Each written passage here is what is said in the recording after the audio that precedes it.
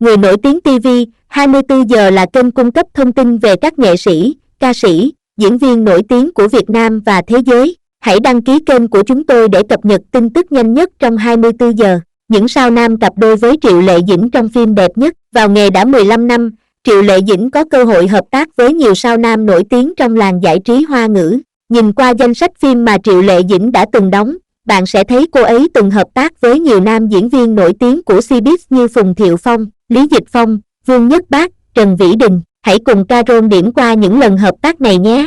Triệu Lệ Dĩnh Trần Hiểu. Năm 2013, Triệu Lệ Dĩnh và Trần Hiểu gây bão với hai bộ phim là Lục Trinh Truyền Kỳ và Cung Tỏa Trầm Hương.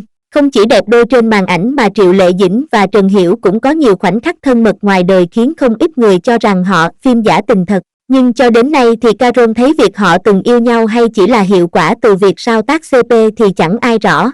Triệu Lệ Dĩnh Lưu Khải Uy. Năm 2014, bộ phim Bí mật của người vợ do Triệu Lệ Dĩnh và Lưu Khải Uy đóng chính đã lên sóng. Mặc dù Bí mật của người vợ không thành công như mong đợi nhưng Carol lại thấy Triệu Lệ Dĩnh Lưu Khải Uy hợp tác cũng rất ăn ý, dù giữa họ cách biệt những 13 tuổi cũng không có ảnh hưởng gì cả. Triệu Lệ Dĩnh Trương Hàn. Triệu Lệ Dĩnh và Trương Hàn đã cùng tạo nên cặp đôi lọ lem và tổng tài bá đạo cực ngọt ngào trong Sam Sam đến rồi. Xuyên suốt cả bộ phim, Triệu Lệ Dĩnh cùng Trương Hàn khiến các mọc phim khen ngợi vì màn hợp tác không thể hoàn hảo hơn được nữa và đây cũng là một trong những yếu tố lớn giúp Sam Sam đến rồi thành công vang dội. Triệu Lệ Dĩnh Hoắc Kiến Hoa. Hoa Thiên Cốt là bộ phim đưa Triệu Lệ Dĩnh lên đến đỉnh cao sự nghiệp và trở thành tiểu hoa hot nhất nhì Showbiz.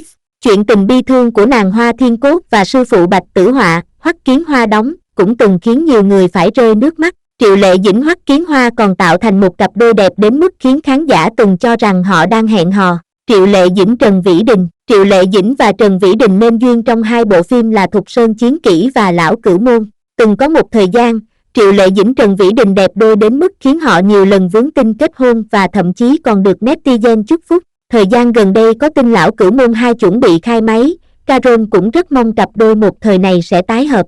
Triệu Lệ Dĩnh Lý Dịch Phong. Thanh Vân Chí khi lên phim đã bị thay đổi rất nhiều so với nguyên tác, biên kịch cũng đẩy mạnh tuyến tình cảm của nhân vật Bích Giao, Triệu Lệ Dĩnh đóng và Trương Tiểu Phàm, Lý Dịch Phong đóng lên rất nhiều. Không chỉ được thấy những màn James 60 ấn tượng trên màn ảnh, không ít người còn mong Triệu Lệ Dĩnh Lý Dịch Phong phim giả tình thật. Triệu Lệ Dĩnh Lâm Canh Tân. Năm 2017, Triệu Lệ Dĩnh tiếp tục đại náo màn ảnh nhỏ với bom tấn Sở Kiều Truyện và lần này cô hợp tác với Lâm Canh Tân.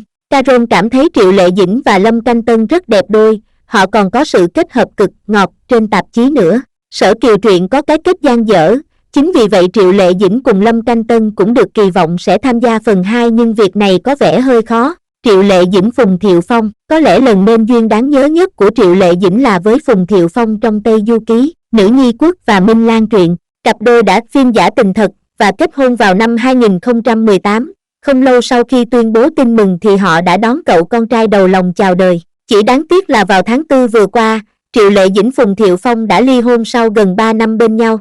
Tuy nhiên, Carol lại thấy ông Phùng và Dĩnh tỷ không đẹp đôi bằng Lâm Canh Tân hay Trương Hàn. Triệu Lệ Dĩnh Vương Nhất Bác. Hữu Phỉ là dự án trở lại của Triệu Lệ Dĩnh sau khi sinh con và cô đã hợp tác với Vương Nhất Bác, đàn em kém mình 10 tuổi. Mặc dù có những cách biệt về tuổi tác nhưng điều này không ảnh hưởng gì nhiều đến việc hợp tác giữa Triệu Lệ Dĩnh Vương Nhất Bác cả. Khi Hữu Phỉ lên sóng, sự kết hợp của cả hai người cũng nhận được khá nhiều lời khen từ phía khán giả. Dẫu vậy, cho dù bạn có mê mẩn couple này thì họ cũng khó lòng tài hợp vì gần đây fan hoa rần trời. Đến mức Lệ Dĩnh và Nhất Bác cũng phải lên tiếng kêu gọi người hâm mộ bớt sồn sồn với nhau. Như mình có nói lúc nãy, Carol thấy Trương Hàn, Lâm Canh Tân tạo ra couple để đời khó quên với Triệu Lệ Dĩnh, hơn là chồng của Phùng Thiệu Phong của cô. Trong số những nam diễn viên từng hợp tác với Triệu Lệ Dĩnh, bạn cảm thấy cô ấy cùng ai là cặp đôi đẹp nhất trên màn ảnh?